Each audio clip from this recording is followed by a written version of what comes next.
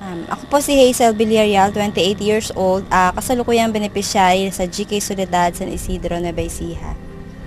Noong March po, yung umaga po siya, nagtataka po kami bakit may baril na kumakatok po sa mga bahay. Ang sabi nga po, nandyan nga daw po yung kumakandidato. So, okay lang po, lumabas po kami. Sabi, may lilinawing mga issue. Nag-set po sila dyan, mabilis lang po ang pangyayari. Tawag sila ng mga tao. Meron silang sinasabi na, siyempre alam naman po natin sa panahon ngayon, maraming politika yung gagamit sa GK kasi pagka nalaman nila na isang politician ay may kinalaman sa GK, ibig sabihin makamasa sila, malapit sila sa puso ng tao. So, pumunta sila dito, sinasabi nila na yun daw pong lupa na pinanggalingan ng GK is sila yung nag-produce ng pera para mabili to. Tapos, meron daw pong yun daw pong kasalukuyan na nakaupo hindi raw po siya ang gumawa ng paraan para mabili itong lupa. Ang lupang yung 1.7 hectares, inaabot na 3 hectares yung additional acquisition namin, ay pag-aari ng munisipyo. May titulo yan sa pangalan ng munisipyo. Nakipag-partner kami ang ating pamahalaan ng San Isidro sa GK, sa Gawad Kalinga, upang itayo itong mga bahay dito sa lupang ito. At ang dun sa Memorandum of Agreement na inaprubahan ng ating Sangguniang Bayan, ay nakalagay doon ay use of RAC. Ibig sabihin noon, hanggat ginagamit ng Couples for Christ para dito sa mga beneficiaries ng Couples for Christ, yun ay kanilang gagamitin. Kaya hindi po totoo yung sila ay pag kami nanalo na iba, ay mapapaalis na sila doon. Hindi po totoo yun dahil meron na yung Memorandum of Agreement na inaprubahan ng ating Sangguniang Bayan, inaprubahan ko at inaprubahan din ng Gawad Kalinga. Kung ano po ibinigay sa amin ng Gawad Kalinga, yun lang po yung aming pag-aari. Sinasabi po nila na bakit wala kaming titulo. Bilang isang beneficiary ng Gawad Kalinga na nabiyayaan, sa pamamagitan din siyempre ni Lord, hindi na po namin siguro kailangan maghanap pa ng titulo kasi meron na kaming bahay, magandang buhay, disenteng pamumuhay, may dignidad. Ano pa ba ang kailangan namin? Nasa buhay namin ng Diyos. So wala na kaming hahanapin pa. So ang kailangan na lang namin sa buhay namin, pagsisikap, pagpupursige para maitayo namin yung pamilya namin. At dahil nga sa shootout, inirekomenda na ng COMELEC Region 3 na isailalim sa COMELEC control hindi lamang ang bayan ng Jaen kundi ang buong lalawigan ng Nueva Ecija. Ang dami ng patayan, ang daming karahasan. Ang nangyayari po, yung mga tao nagiging desensitized, parang namamanhid dun sa mga pangyayari. Napakinggan ko sa radyo, ang sabi ganon, may patayan na naman sa Nueva Ecija. Sabi pong ganon, no? At ito pong patayang itinaguugat sa kagustuhan daw maglingkod. Dito sa lalawigan ng Nueva Ecija, bata pa ako, parang pagpanahon ng politika ang lahat ng tao ay nagigising. At lahat ng tao ang gustong pag-usapan ay politika kahit sila ay naghihirap sa buhay. Kaya po dito, na parang ang tradisyon is pagdating ng politika, kailangan handa ka sa armas mo, may pera ka, at higit sa lahat, kailangan yung parang macho image ka dito sa Nueva Ecija. Kami napapaligiran na ng mga merong patayan, no? Kamukha ng Jaen, isang bayan namin. At dito po sa Cabiao, may pinatay na rin. At recently po, yung Gapan, kami po nasa gitna ng mga bayang ito.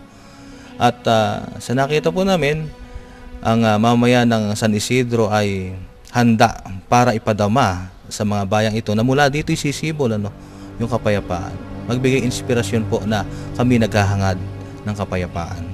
At ito po yung nakita naman natin sa nangyayaring pag-unlad, lalo na po sa Gawad Kalinga. Dito rin po yung nagsimula isang magandang Gawad Kalinga ng mga villages na umusbong dahil sa pagtutulungan at paghahangad ng bawat isa na makatulong sa bawat isa. Kaya napagkasunduan na gawin yung Peace and Unity Rally na ito upang ipahayag dun sa mga tao, sa mamamayan na may naghahangad pa rin ng kapayapaan at yung mga nangyayaring ito ay tinututulan natin. Much better siguro kung piliin na lang naming maging salat ulit kesa naman na tapakan naman kunin yung nasa amin na karapatan namin, kukunin sa amin ng ganun-ganun na lang. Sabi ko nga doon nung tinatanong nila ako. Kung ganun po ang mangyayari at pipilitin po nila, ipapain po nila sa amin na kung hindi namin sila iboboto, ay papalalayasin kami doon. Mabuti pang mawalan na lang po kami ulit ng bahay. At ang isa pong napakagandang balita ay magkakaroon po tayo ng Gawad Kalinga expansion sa bawat barangay ng bayan ng San Isidro sapagkat ang Couples for Christ ay nakasuporta po sa atin at nakita ang kagandahan na nangyayari sa San Isidro. Ang ating pong San Isidro ay nagkaroon ng malaking pagbabago, hindi lamang po sa pababahay ng Gawad Kalinga, kundi ang mga taong nakikilahok sa mga programa. Naninibago kayo sapagkat iba pong klase ang ating kampanya ngayon. Ito ay bunga ng ating pagbabago dahil sa dinala ng Gawad Kalinga dito sa bayan ng San Isidro. Hindi po ako taga rito, pero 2 taon na po kaming tuloy-tuloy na nagbo-volunteer dito. 2 taon na pong walang humpay na mga estudyante ng Ateneo de Manila University ay patuloy na pumupunta sa probinsya ng Nueva Ecija sa iba't ibang bayan. Nagsimula po kami sa Gabaldon, napadpad sa Cabiao, San Isidro, General Tino, hanggang sa Bindang Muñoz. Nakarating na rin po kami sa San Jose. Nailibot na namin ang buong bayan, ang buong probinsya. Cabanatuan, Gapan. Narating na po namin lahat itong mga lugar na to. At siguro magtataka kayo kung ba't namin ginagawa to. Tinulungan namin yung mga nasalanta sa Gabaldon, sa Dingalan. Akala namin kami yung tutulong sa mga taong nasalanta. Pero nung sabay-sabay namin binuo yung mga bahay, sa bawat araw na nagbibuild kami doon, yung mga taong nasalanta, masayang masaya, walang bahid ng lungkot. Yung mga taong nasalanta, kitang-kita yung bayanihan. Alam niyo po, kami po ang umalis sa Gabaldon ng mas maraming natutunan kaysa sa aming ibinigay. At doon namin napatunayan na dito sa Nueva Ecija may kakaibang kahulugan ng buhay. Dumadami na po ang mga model communities ng Gawad Kalinga at ang tumutulong ay galing sa Canada, galing sa Australia, galing sa Japan, sa Cabiao, Chicago, tumutulong doon, sa Cabanatuan, sa San Jose. Marami pa ho at darating na sila. Ipakita natin sa buong mundo na handa tayo na tanggapin ang lahat ng gustong tumulong dito at tapatanin natin ang kanilang pagmamahal at lahat ng kanilang sakripisyo. This is going to be a start to stop the violence and to build a new culture, and we build it together. Kami naman po ay natatakot din. May takot din kami. Kami po ay ordinaryong tao din, yung nag-umpisa ng Gawad Kalinga, patuloy nagtataguyod ng Gawad Kalinga. Siguro, kaya narinig lang natin yung Gawad Kalinga buong maghapon. Hindi naman ito Gawad Kalinga rally lamang. Ito'y rally ng mga taga Nueva Ecija na nagsasabi na ano bang pwedeng gawin natin pag sinabi natin tama na yung karahasan? Ano bang pwedeng gawin natin pag sinabi natin yes to peace, yes to order? No?